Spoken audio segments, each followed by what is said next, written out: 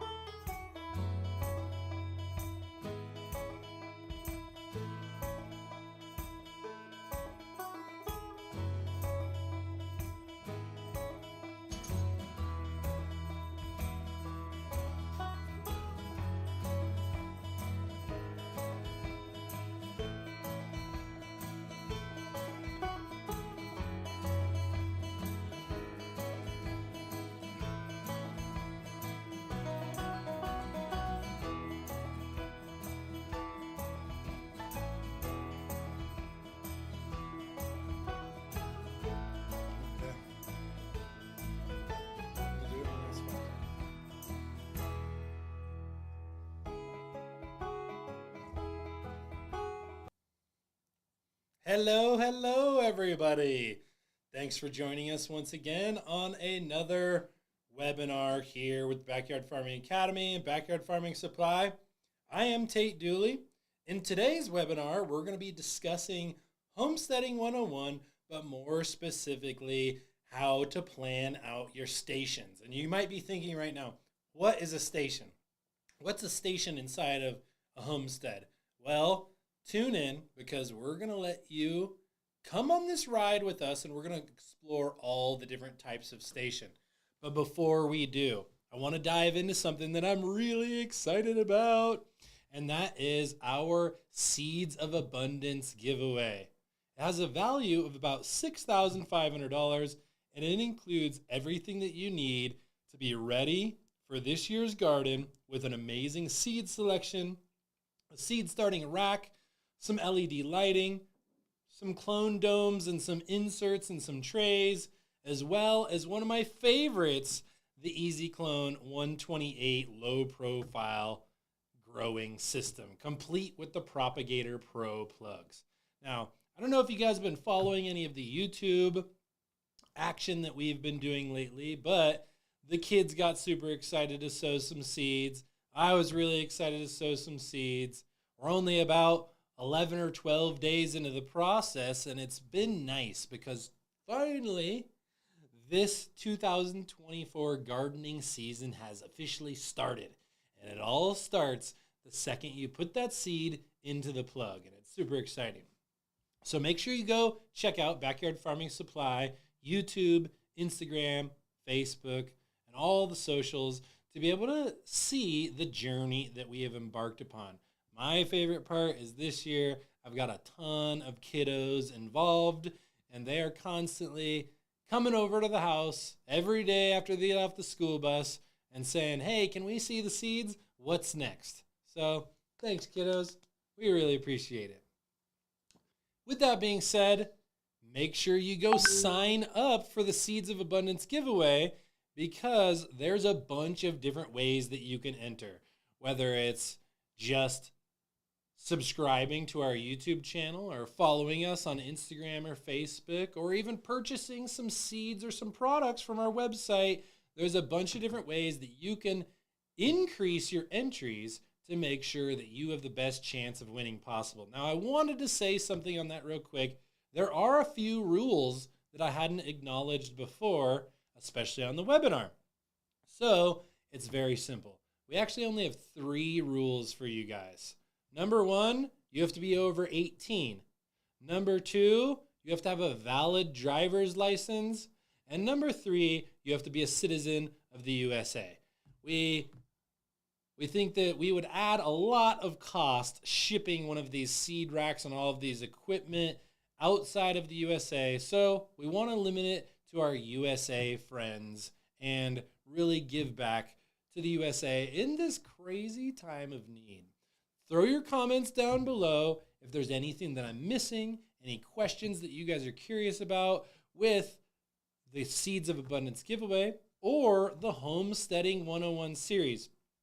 With that being said, also, if this is your first time tuning in to our Homesteading 101 series, make sure you go back and watch the others because we're actually on the 3rd week or the 3rd presentation now of our Homesteading 101 series, and we had some really good convos going in our other weeks. We actually also had a guest on, and you guys are going to have to go check that out. So make sure you go check that out to get the full encompassing package of the Homesteading 101 series here with Backyard Farming Supply. Let's dive in. So this is week 3, and we're going to be going and talking about all the different stations that we can plan. And what is a station? How do we design functional and beautiful stations? How do we give them assembly line layout to maximize efficiency? And how do we maximize space, resources, time, and minimize the effort that we have to do everything in our backyard farming system? So, but most importantly, it's all about integrating sustainability and regenerative practices into your homestead layout. And we're going to dive in. So I hope you guys are ready. It's going to be another fun one. Once again, we've just started these webinar series, so we plan on getting a little bit better every single time. By no means are we doing it perfect right now, and you'll see little changes every single time, whether it's in our set or our audio or our video or the places that we're broadcasting. So if you've got some ideas, feel free to throw it down below. We love and appreciate you guys for being here and helping us improve, because that's what it's all about in the world these days, right? I'm a firm believer that if you're not learning every single day, you're withering away in the wind. So let's dive in and explore some of our homesteading series. And I also wanted to give you guys a little precursor as to what we got coming in the future. So the next week, 1 week from today is Thursday, February 29th, Leap Day. Thanks for joining us here on the day that doesn't exist, but every 4 years. So in 1 week from today, this following Thursday, we're going to be doing week 4. And that's all about system planning. And you might be asking yourself once again, what is a system? And what does systems have to do with homesteading? Well, tune in next week and we will guide you through the journey, and we'll give you some of the pro tips that we've got on our systems and how they make our lives easier, give us more time in the day, and ultimately allow us to keep on keeping on with our busy schedules and lives and all the kiddos and the jobs and all the things that we want to do in our own personal lives without eating up all of our time and becoming a traditional farmer that all we do all day, every day is farm. Now, I love to do that. Don't get me wrong. I got love for my farmers, and I look forward to the time of year that I can be outside and just chilling with the garden and absorbing the vibrations and watching the plants grow and hanging out in Mother Nature.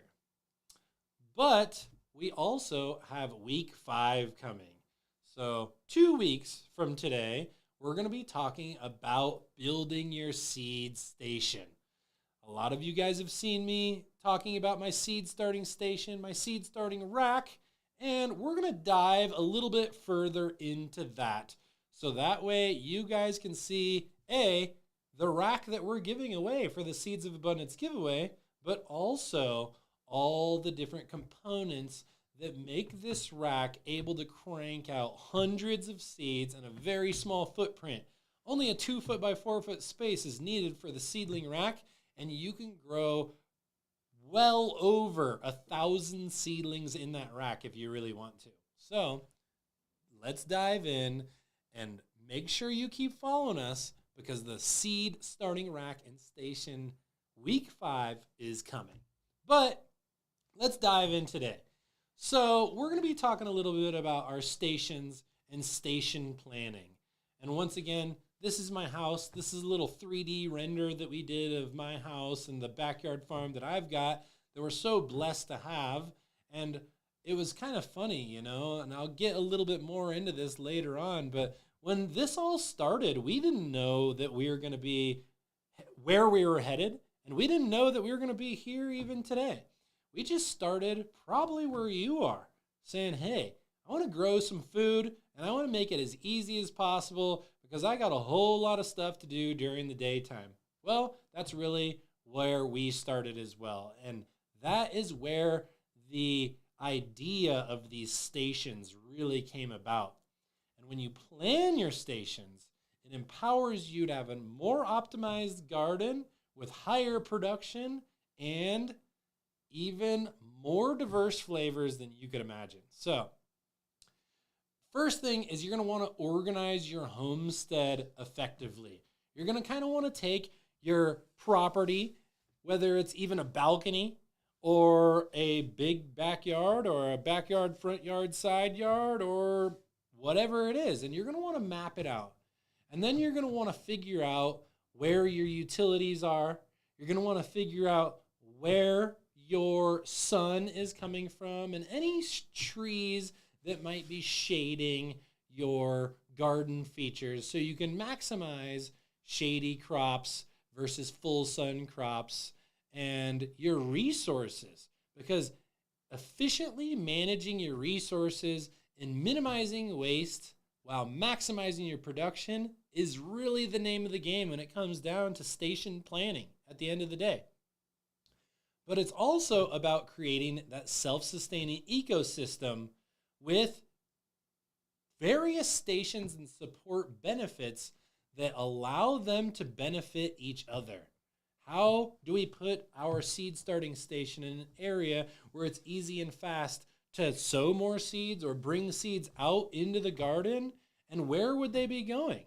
How do we maximize those different things? So we're going to keep diving in, and at the end of the day, we just want to help you to design the best, most efficient homestead possible. Functionality and optimization is absolutely key, and there's some tips and tricks to be able to minimize the steps back and forth throughout the garden throughout the day, and how to make everything a little bit easier. So let's explore some of our homestead stations. The first thing is production stations. Like, where are you actually growing? Are you growing fruit trees? Are you growing leafy greens? Are you growing strawberries? Are you growing tomatoes and peppers? Because all of these different things have a little bit different tweak to the stations that you're going to be implementing for these particular things. And then beyond the production, what about support stations? Whether it's an irrigation and fertigation station, or a wash station, or a harvesting station, or an outdoor kitchen, where do we want these things? Also, habitats, pollinators, bugs, animals. How do we keep them in places that we want and keep them out of places we don't want? But most importantly, how do we enjoy it throughout the process with our living stations? Do you want a hot tub? I don't know. The sky's the limit. Let your imagination be unleashed and really dive in to your property. Customize customize your property and really be able to maximize everything that you want in these main categories. And I absolutely have a fun time. I know that as I set up my stations in my house, there was a bunch of different things that ended up kind of just falling into place. But it didn't happen overnight. I don't know if you guys have been following us for very long, but our garden this year is officially on its 8th year of being in place. And we started with just one bed. But we had to learn where the proximity of some of these things needed to go to really optimize the overall flow of the garden and maximize our production and minimize our work. So the first one I want to go into is the first thing everybody thinks about with homesteading and gardening in general, which is our production stations. Production is another word for where you're going to grow your produce, where you're going to achieve your massive plants and your massive growth of the actual plants themselves. Now, the first thing is a seedling propagation station. I am very lucky because this is my first year that my seedling station is completely dialed from the get-go. Even last year, I was still dialing it in completely. And the year before that, I actually didn't have a seed starting station. So we're right there with you. We're learning too. We're bringing these practices into our own life. And I believe a seed starting station is absolutely essential to have true control of the varieties you grow, the pests and disease that you're going to encounter, and the opportunity to have successive planting throughout the year. Most of the time, people think an entire homestead or an entire garden is just some raised beds. We're growing some vegetables. It's our leafy greens, our flowers, our trees, whatever, in some raised beds. And that is true, and it's a very important part of the system. But as we continue to dive in, you guys are going to start to see that it's a lot more than just a couple 2x4s on the ground with the cheap, easy, convenient dirt that you can get to go in place. Some of us have greenhouses, and greenhouses are absolutely amazing for extending growing seasons, especially in places like Colorado. Colorado is a very short season, and at the end of the day, it's kind of limiting because we have some areas less than 90 days to be able to do our entire gardening efforts. Most areas, it's only about 120 days. Some of you guys are super blessed and live in better agricultural zones. We're here in zone 5B in Denver, Colorado, and there's a lot better environments to grow in. But what this is all about is teaching everybody to grow. No matter where you're at, what budget you have, and what resources you have, how do you set up your own food production so you can take food and cultivation, and more importantly, knowing what's in and on your food into your own hands. Some other things that people love to do, and it could be as simple as a mushroom bag inside in your kitchen growing some shiitake or some oyster or some lion's mane. But you can also use some of the debris that has been cut down around your house or at your neighbors' or friends' houses to be able to create mushroom logs. What's a mushroom log? Well, maybe we should do a whole series on mushrooms in the future. I know that it's a very important part of people's diet nowadays, and there's been a lot of awareness brought to light of what it does for your brain, your nervous system, and even your gut. So, mushroom logs and beds are a really fun addition that are kind of not very commonly thought about to incorporate into your homestead. But also orchards for fruit tree growing.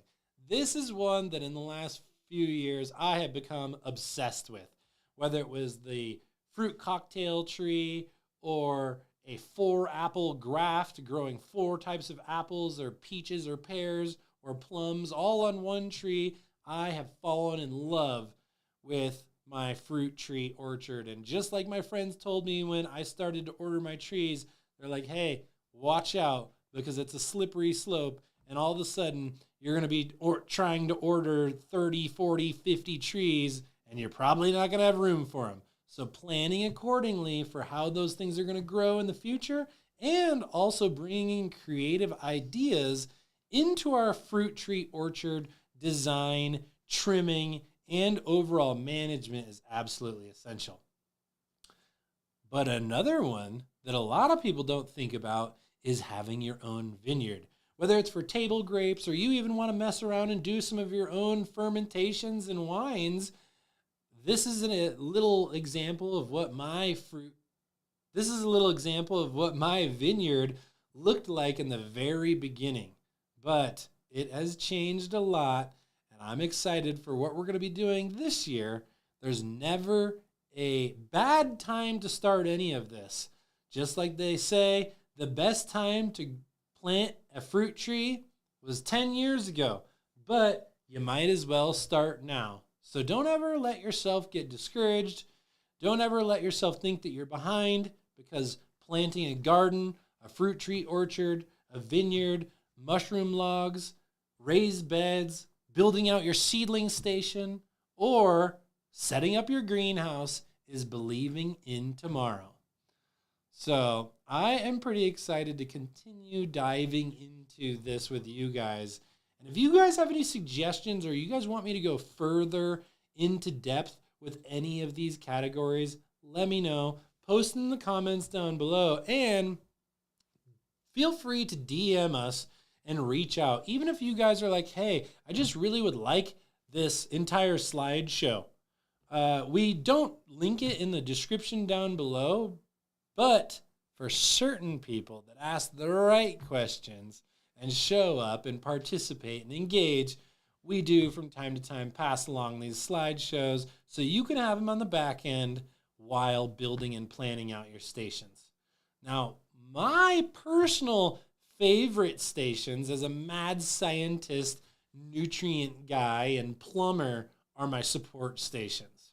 So make sure that you guys plan accordingly for your support stations. And the first one that I want to go into that we've got a picture of here is our irrigation and fertigation stations.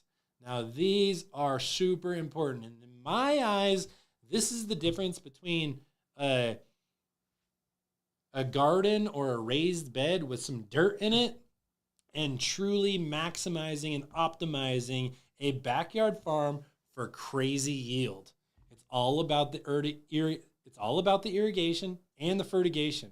And what's really interesting is a lot of people actually don't know what fertigation is.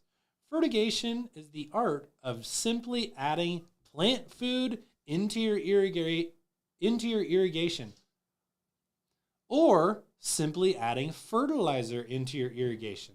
This creates a fertigation station, and you can go all the way from something as simple as a 5-gallon bucket with a venturi that attaches to your irrigation, all the way to Ferrari status, like my house, where you've got multiple compost tea brewers, multiple different fertilizer formulas, fully automated with float valves and auto-filling and automatic air and automatic filtration and nutrient distribution. If you guys are curious about any of these things, feel free to hit us up. We're here for you. We want to guide you to the best irrigation and fertigation station possible, because in my mind, it's the number one station that's going to take you from dedicating too many hours and not seeing the results that you want to having a whole bunch of free time to enjoy your garden while maximizing and getting crazy yields. I've grown everything from hundreds of pounds of peppers and thousands of pounds of tomatoes and corn that was 12 and 14 feet tall. And I believe it's simply by adding the right fertilizers into my irrigation. But also, this is another station that allows you to collect and utilize and store things like rainwater. Now, obviously, some states, for whatever reason, say no to this, but here in Colorado, it is not illegal to collect rainwater, and I have a couple different ways that I collect my rainwater and use it even for multiple stations. Now, another one is composting and composting areas. And this turns your food scraps and yard waste into usable biological fertilizer. And there are some pros and there are some cons and there are some best practices when coming down to composting. And one thing that I have to say is this can be a huge advantage for you if you have the right compost station. If you don't, it's going to make it a really hard task. It's going to be a lot of labor, and it can even be a fire hazard. So make sure you go check out some of our other homesteading webinars where we dive a little bit further into composting areas. Now, for me, I located my irrigation and fertigation station right next to my tool shed. This makes it really easy if I ever need to fix anything. I have a good amount of shade in that area, so it's reducing the amount of temperature on not only my irrigation station, but also my tool shed where I store my fertilizers and even other garden goods that you really don't want to just leave out in the sun all year. So a tool shed can never be underestimated. And even a lot of times your tool shed and even sometimes your seedling starting station or other areas can be used as your drying shed or your dehydration area or just overall food storage. I don't know if you guys saw my bean and squash and tomato pepper storage at the end of the season last year, but I did a lot of this in my seed starting station. It was actually really convenient because that's right next to my kitchen. I was able to wash everything coming out of the garden, store it in my seed starting station, and boom, it's only about 10 feet away from my kitchen at that point. So this is another emphasis on how you can plan out your stations in an assembly line fashion to minimize your steps and maximize the ease of use of all these different things. And for those of you that have it, definitely a root cellar or a storage room is an extremely nice thing to have, especially if you're into growing massive amounts of beans or squash or even onions. A lot of times these things are kind of tricky to store, and the best place to store it and the best place to store them is in a flat temperature environment, out of light and out of temperature change. And a lot of times that's the root cellar. So I think that is something that I'm missing in my own personal homestead. But hey, some of you guys might only have a root cellar and you don't have a sunroom, and that's where you want to pop your seeds. So a lot of these stations can be multi-use and really give you more bang for your buck, but take all of that into account while you're designing out your homestead. Because if you can put these things on your radar in the beginning and put a little bit extra thought into them, it's going to save you a whole lot of paper. It's going to save you a whole lot of effort. Because I would rather waste a couple pieces of paper than waste thousands of dollars or days of work in the garden rebuilding stuff. That is really huge. Now, a couple of these other stations that we really need to look at are our habitat stations. That's things like animal housings for raised chickens, ducks, rabbits, goats, sheep, and any other animal that you really want to have on your homestead. And sometimes it's also about managing those animals and keeping them out of other stations while encouraging them to be in their area, just like pollinators. Pollinator gardens are an amazing thing to incorporate into your garden. But if the entire garden was all about pollinators, then you wouldn't have as many areas for your leafy greens or some of your other non-flowering things that you're trying to grow. Now, where do we put these things? I think that there's specific locations that we can really maximize. Like, for example, if you're wanting to put in a fruit tree orchard, underneath those fruit trees is an amazingly perfect spot to plant all those different types of pollinator plants and flowers and all the things that might be a little bit more non-edible, but host just as many benefits to your edible crops. Because it's been proven, obviously, that by incorporating pollinators into your average garden, right off the bat, your yield is going to go up pretty tremendously. And even on things like peppers and tomatoes that do have flower sites and draw in their own natural pollinators, it's even better to bring in a bunch of different types of flower species. And the more types of flowers and the more types of plants you have in general, the more types of pollinators and even beneficial insects you can draw into your garden or your homestead, which ultimately can fight off other pests, keep away disease even, as well as maximize your fruit and vegetable production. So, how do we do that? One really amazing way is by incorporating beehives. And a lot of us think, hey, you can't have a beehive in a suburban backyard, and you definitely can. A lot of times misinformation keeps us away from incorporating some of these things into our homestead, and ultimately it is all about where you locate these things and what else is going on in your homestead to be able to maximize your results. Like wildlife ponds and water features naturally draw in birds and naturally draw in other types of pollinating insects, even because of the sound and the frequency and the humidity that they put off. There's a lot of different things there's a lot of different benefits that we can get from our homestead by simply incorporating water features. Now, our natural areas are encouraging native plant growth and wildlife, and they might also be a little bit of a bait area or a lure, a lot of times is what you'll be hearing them called. Like, let's say that you have a neighbor that just lets their yard go completely wild and they've got a whole bunch of aphids.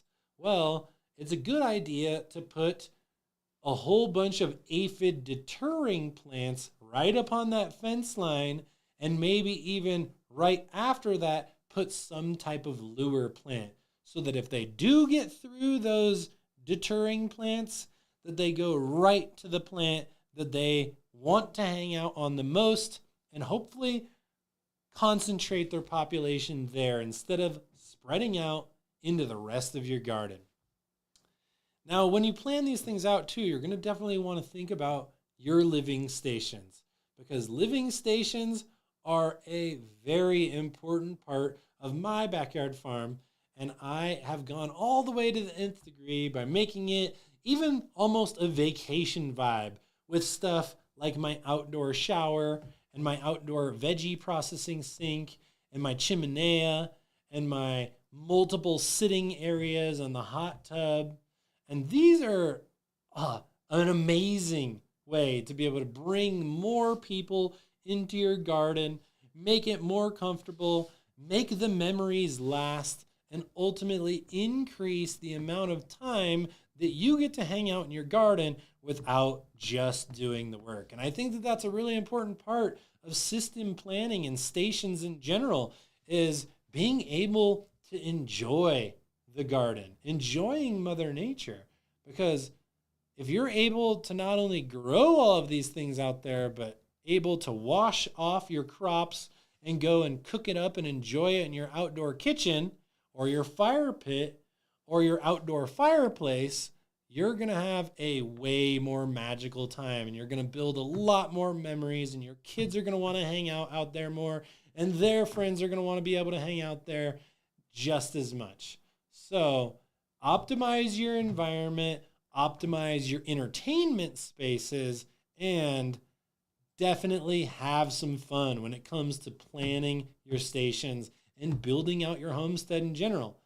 A lot of times we start and only think about a couple things. I want some raised beds, that's it.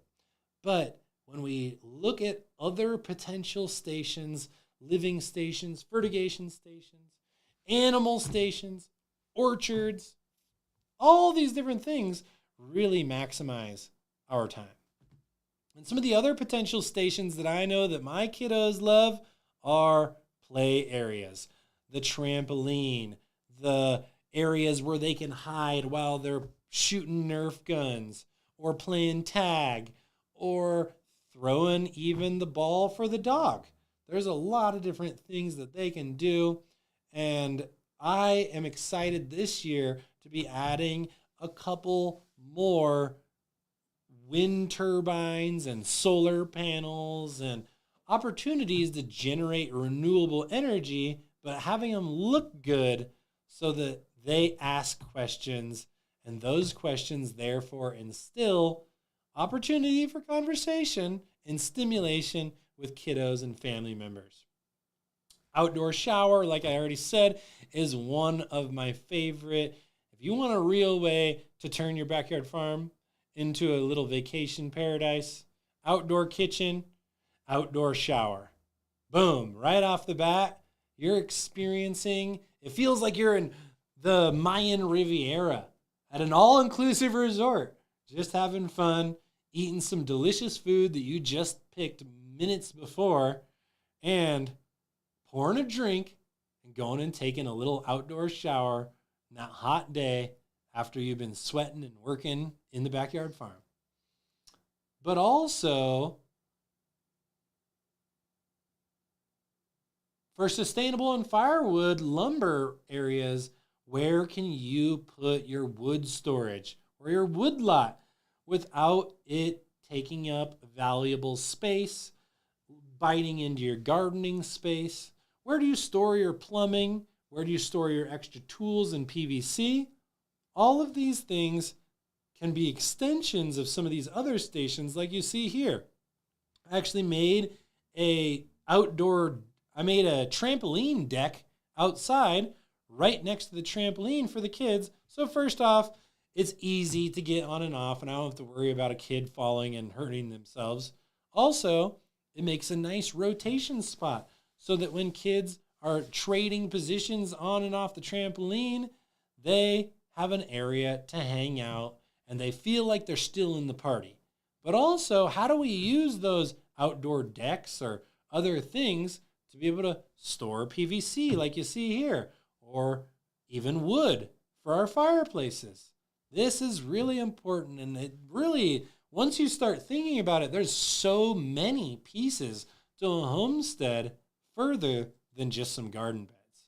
So we really appreciate you guys hanging out with us here in the Homestead 101 series and optimizing your property, building memories, instilling skills, and maximizing your homestead landscape. So before you design, assess your land. This is so important. Like I said, it's much easier to draw and even throw away a piece of paper or two than it is to go straight to work. Hey, I'll figure it out when it comes. We'll get there as the water crosses under the bridge, so to say, and ultimately continue reinventing your space. Because the more you measure your available area and consider existing structures and feature expansion, the more optimized your station and your homestead is going to be. Now, like I said earlier, sunlight is probably one of the most important. You can see in this picture here that I've got a gigantic tree right in the middle of my backyard homestead and my backyard farm. But am I going to take that tree out? No way. It's one of my favorite trees on the entire property. Yes, I could have more garden beds. Yes, some of the garden beds I have would probably get better light and things like that. But it's an absolutely essential and important area of my backyard farm to provide shade for the kids, provide a shady area for the dog, give me an area to cool down in between doing farming work. But it needs to be taken into account on the front end so that we can put our high light crops and our low light crops in specific areas. Also, what about our utilities? Where do we have access to our water? Where do we have access to our power? How about the proximity of these things to other existing features? These are all really important things, and I definitely have some great recommendations here and on the other webinars, as well as our Backyard Farming Supply YouTube channel. I don't know if you guys have seen the videos that we've been dropping on even specifically building out your seed starting station. But if sometimes you're like, hey, there's not enough detail and enough hands-on in the garden, in the seed starting station action in these webinars, well, that's what the YouTube channel is for. We are constantly dropping new content and updating, as well as creating more parts to more series to give you guys the max amount of details. And if you guys could do us a favor and please hit the like button, hit the subscribe button, hit that bell for notifications, and also pop some comments down below there, it really helps us out. It's priceless because that helps us to promote our algorithm to other people that might want to start growing their own food too and dive into this giant rabbit hole of self-sufficiency, self-sustainability, homesteading, backyard farming, and creating memories with our family. So we really appreciate the support. Not to mention, you're going to get to see the kiddos learning live in action over there as well. So we really appreciate that. Thanks for showing the love on all the different socials. Well, let's dive back in. So one thing that I can't stress enough in your own homestead is prioritizing your needs and your goals. Maybe your goals are only to grow leafy greens. Maybe your goals are to grow as much food as absolutely possible. Maybe your goals are to do as little work as possible and you just want a huge fruit tree orchard. Well, all of these individual goals can be mapped out on the front end, planned during the build out, and executed on the back end. So I'd love to know, what is your goal? Post in the comments down below. Are you trying to grow as much as you possibly can? Or is there a specific type of plant, fruit, or vegetable that you're really trying to produce? Or are you somebody like me? Sometimes I just like to go for maximum variety. It's kind of fun. When you grow 80 to 100 different types of peppers, tomatoes, or beans, and you're coming up on 300 different varieties of plants and flavors just between those three categories, it's magical. And when people come over to your outdoor kitchen or come to your barbecue, you can blow their mind. One of my favorite things to hear is, Tate, I go and travel all over the world. I eat all different types of food. I've been to organic marketplaces and farmers markets everywhere. And some of the food that I experienced in your garden, first off, I didn't even know existed. Second off, I did not know that something could taste like that. Like the pineapple tomato or the black strawberry tomato or even the 1,500-year-old cave bean, and how this really can excite people and get people diving into this gigantic and vast world of backyard farming. Now let's keep diving in. Some of the other things, obviously, that we've been touching on is creating your master plan. Map your dream. What do you see in your mind's eye? Where do you see people doing it? This is really, really important. You can stretch out your layout to your entire homestead, allocating space for each station, or just take advantage of the ones that you want. Consider sun and leave room for flexibility, but dive deep into individual stations with us here on the Homesteading webinar. So, some specific things that I want to talk about are size and layout. You know, my biggest thing right on the front end, especially with beds, is go as deep as you can. The more depth you have in your beds, the bigger the root mass, the more moisture they're going to retain. Therefore, the more forgivable conditions that you have, and ultimately, the better crops you're going to grow. It also gives you more flexibility in the long term too. If you're like, hey, I made this super deep bed as a carrot and an onion bed, but now I want to grow some monstrous tomatoes, boom.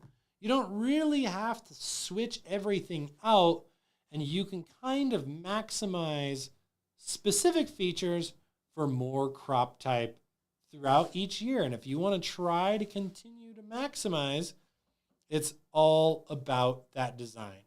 Now, materials is really important too.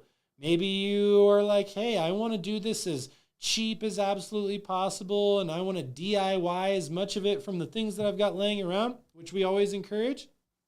Or maybe you're like me, where that's where you started, and over time, you really wanted to migrate to an overall aesthetic and an overall theme. Maybe it matches your deck.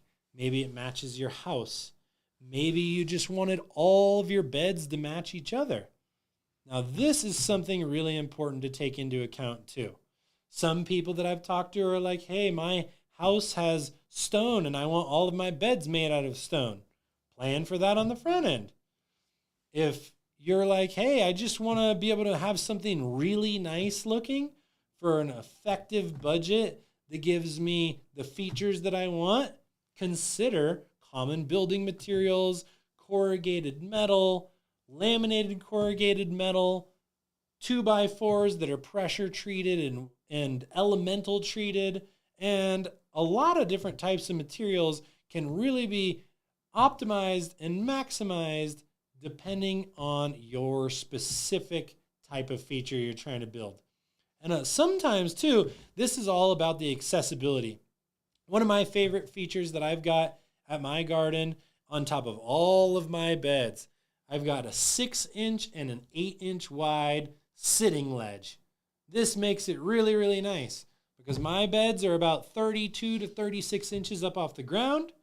I've got a 6 to 8 inch stool or seat everywhere I go.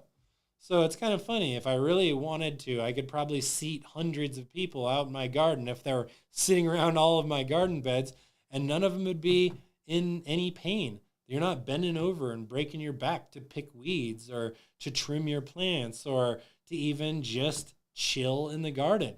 There's a space everywhere for accessible sitting and accessible working without painstaking back-breaking work. That's one of my least favorite things about in-ground gardening is it's not easy to work on, and right off the bat, it's going to put that little thought into the back of your mind of, do I really want to bend down and pick up this weed?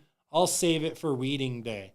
Or, hey, what about that leaf off the bottom of that tomato plant? It's hanging down into the soil. Hey, I'll save that for trimming day. It's a lot more apt that if you have your accessibility and your garden features planned out for continued maintenance, that you're going to do the small maintenances every single day to really make gardening a lot more enjoyable, a lot easier, and ultimately reduce the amount of work on those big work days because it's not that hard to do. You're like, hey, I might as well pick up a weed because my beds are 32 inches up off the ground, and I'm picking a weed. Might as well trim a couple plants off the bottom of this tomato plant as well. So match your accessibility, your aesthetics, your materials, and your size and layout all around your dream plan for your master garden. That's what it's all about. Now, I don't know if you guys have checked out the seed starting blueprint, but go over to byf.academy. This is where we have got our seed starting blueprint. Are you sick of poor germination? Are you sick of spending money on seeds and not getting the results that you want?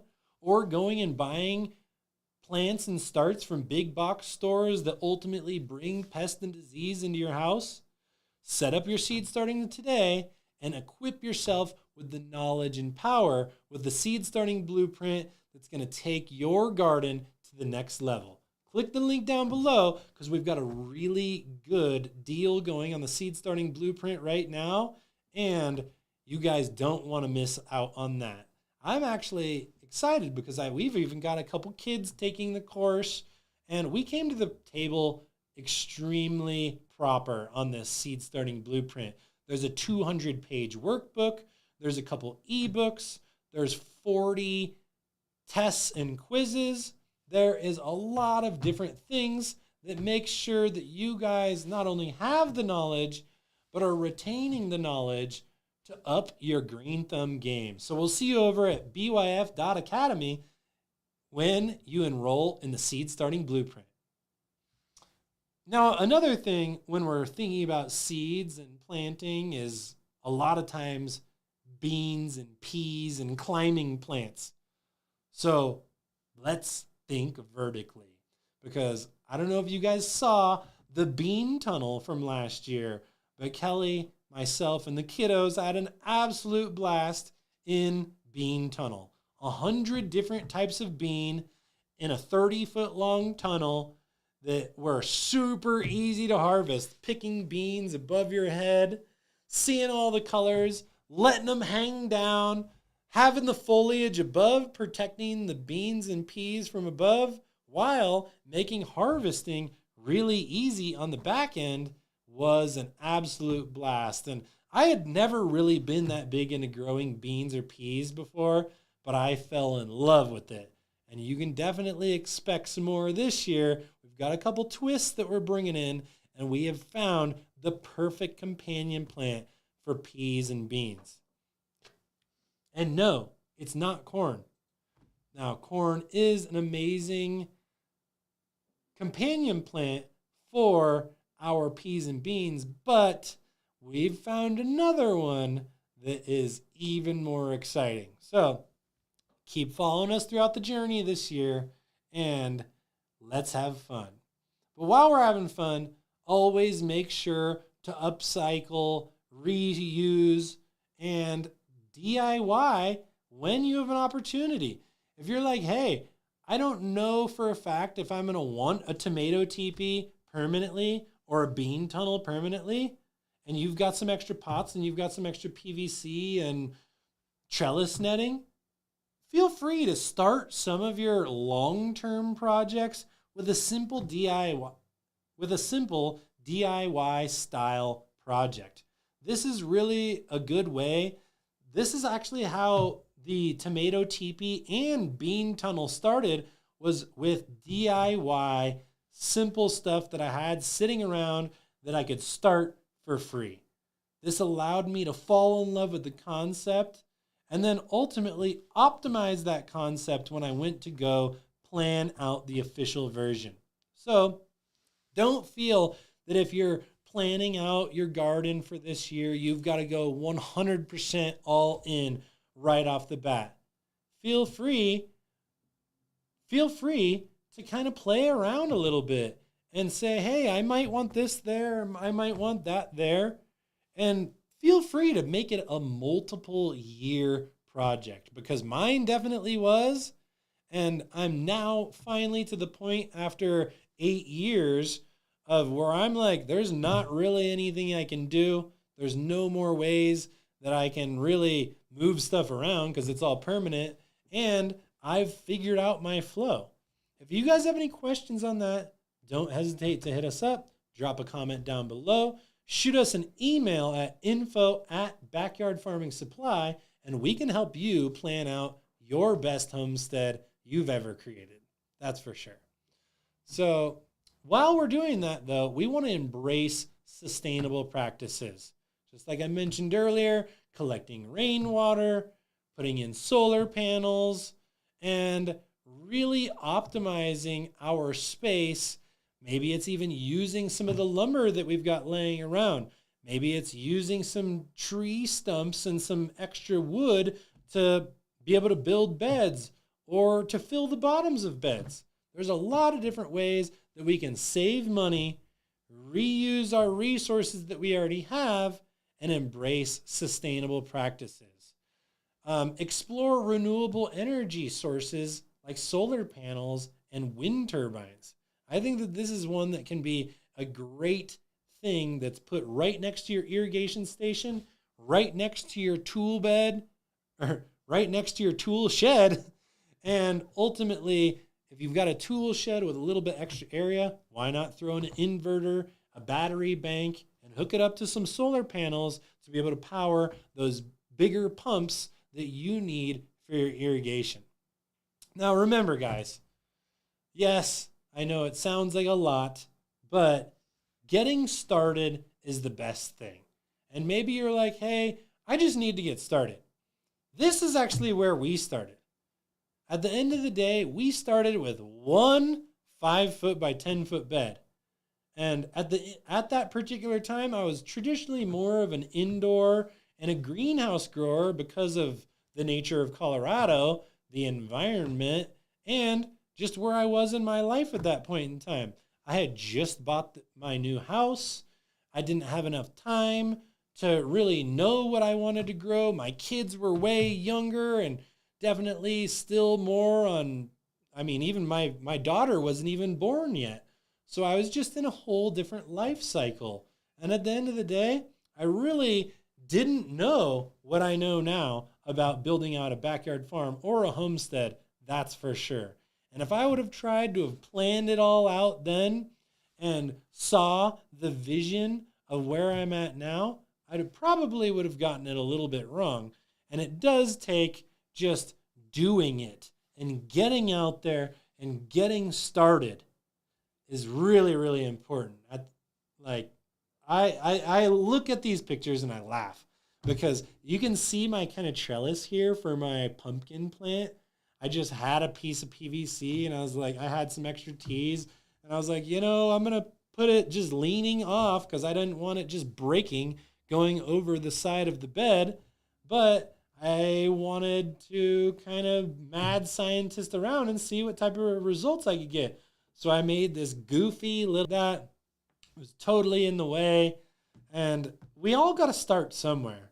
Now, hopefully, by tuning into these webinars, checking out our YouTube channel, and also purchasing the Seed Starting Blueprint, you'll be able to accelerate your mind's eye and create your dream garden a heck of a lot quicker. That's really why we started Backyard Farming Supply, is we saw the work and the evolution that it took, even for us as people who'd already started an organic fertilizer company and already had years and years of experience growing indoors and in greenhouses.